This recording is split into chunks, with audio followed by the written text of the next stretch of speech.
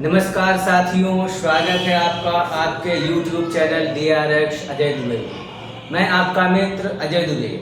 आइए कल की चर्चा को जारी रखते हुए जाना जाए कि आत्मा निकल गई शरीर से और आयुर्वेद उसमें क्या कहता है, इसके बारे में कल हम डॉक्टर साहब से जानकारी ली गई है।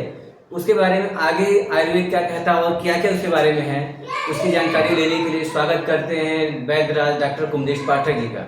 आइए सर, स्वागत है आपका।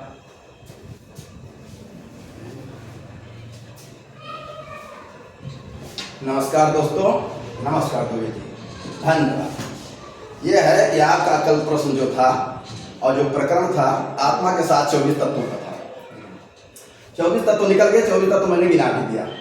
उसमें था पंच महाभूत, पंच ज्ञानेंदी, पंच कर्मेंदी, पंच प्राण, अंत चतुष्टय, अविद्या, काम, कर्म। तो आज मैं पहला प्रकरण लूँगा, जो पहला पोर्शन है पंच महाभूत, उसी को मैं चर्चा करूँगा। तो पंच महाभूत को जानने के लिए आप भगवान को जान लीजिए। भगवान में ही पंच महाभूत हैं। जैसे भगवान को अगर हम संविच्छेद करेंगे तो भ प्लस अ प्लस ग प्लस वा प्लस न, तो भ से भूमि, अ से अग्नि, ग से गगन, वा से वायु और न से नीर। तो आपका आकाश, वायु, अग्नि, जल, पृथ्वी पांचों आ जाएगा। इसी भगवान में ही शामिल है। दूसरे शब्द में आप कह सकते हो कि भगवान ही पंचमहाभूत है। भगवान ही पंचमहाभूत है। पर ये पंचमहाभूत किसी से बनता है। किसी से बनता है? इसके पंच तन्मात्रा से बनता है। और उसे कौन बनाता है? उसे बनाता है सुश्रुत का ये एक श्लोक है। उस श्लोक को आप सुनिए, उसके बाद मैं इसकी व्याख्या करूंगा। वो श्लोक इस तरह से है कि मूल प्रकृति विकृति महदाद्या प्रकृति विकृति शब्दः खोटसस्तु विकारो न प्रकृति न विकृति पुरुषः। अर्थात जिस तरह से इस जगत का या इस सृष्टि का आधार प्रकृति है, उसी तरह से इस शरीर का मूल प्रकृति बुद्धि। इस शरीर का मूल प्रकृति बुद्धि।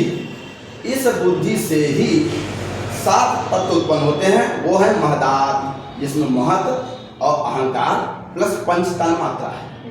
पंच तन्मात्राएं कौन कौन से हैं? शब्द, स्पर्श, रूप, रस, गंध। इन्हीं से पंच महाभूत बना है।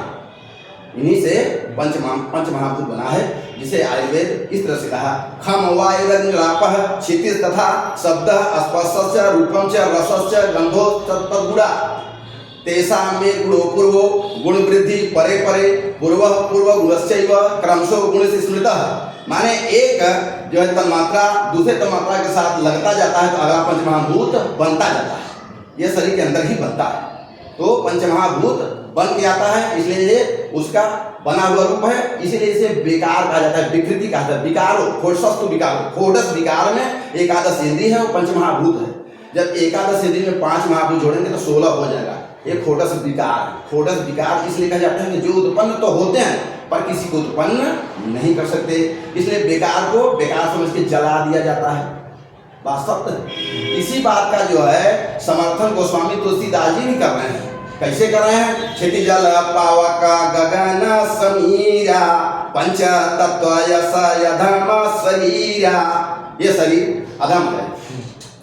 अच्छा, आपने जो कल बताया था कि आत्मा निकल जाती है और आत्मा का दोबारा जब जन्म होता है उसे शरीर प्राप्त होती है, तो हमें पुरानी चीजें याद क्यों नहीं रहती?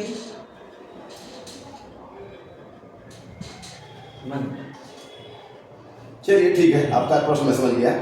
ऐसा है, आप जो कह रहे हैं, आपका कहना यह है जब इस आत्मा के साथ 24 तत्व गया तो उसके साथ मन भी गया। ठीक, जब मन गया, अब आप कह रहे हैं कि मन मरता नहीं या 24 तत्व मरते नहीं, सब अजर अमर हैं। तो जब हम दूसरी बार जन्म लेते हैं तो फिर उस मन को पिछले जन्म का बात याद होना चाहिए। यही आपका प्रश्न है। ठीक, तो मैं आपको बता रहा हूँ, जब तक ये मन इस शरीर में काम कर रहा था तब तक उसका नाम विद्या था।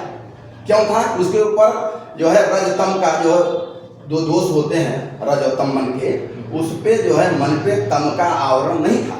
लेकिन जैसे मरीज मरता है या व्यक्ति मरता है, तैसे मन के ऊपर जो है आवरण आ जाता है तम का, वो ढक देता है। और जैसे मन को ढका तो जो विद्या था वो अविद्या में बदल गया, यानी जो ज्ञान है वो ज्ञान बदल गया। तो जब अज्ञान रह ही नहीं गया तो ज्ञान कहाँ से हो गया? दूसरे जन को कैसे बात पता चलेगा उसको? उसका ये मतलब है कि उसके ऊपर तम का आवरण आ जाता है। इसलिए मन सब कुछ जानते हुए भी उसके ऊपर आवरण है, वो सोया है उसी में, उसे पिछले जन्म का बात पता नहीं रहता। नमस्कार, धन्यवाद दोस्तों। साथियों, आपका चैनल DRX अजय दुबे है, इसे सब्सक्राइब करें और लाइक करें और लोगों के पास शेयर करें ताकि ये जानकारी लोगों के पास अच्छी तरह से पहुंचती रहे। धन्यवाद।